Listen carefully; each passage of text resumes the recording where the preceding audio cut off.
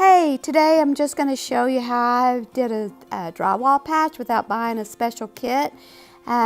First of all, if you have a hole in your wall, you just kind of want to take your razor knife and trim it around and make it more of a rectangular shape instead of a circle. So the patch that I'm actually going to work on today already was somewhat of a rectangular shape, but it was off-centered and also not exactly square. So just made myself a template using a piece of paper, and then that way I could trace it straight onto the back of a piece of drywall.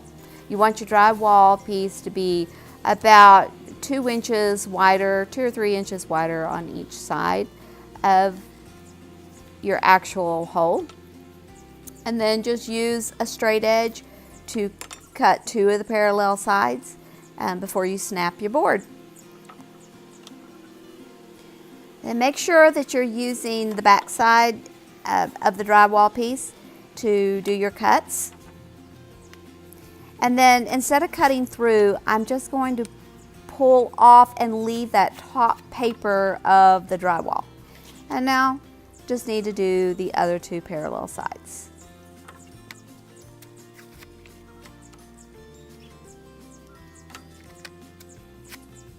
Now I have my patch that should fit right in my hole.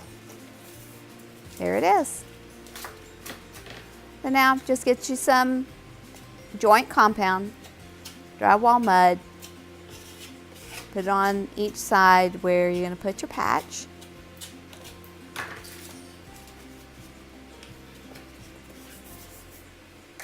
And then scrape it out.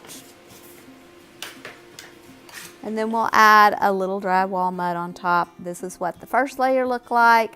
And then after I sanded and applied another layer, you can't even tell it was there. Hey, don't forget to hit that thumbs up button and go on over and subscribe to my channel if you like what you heard today. So thanks for joining in.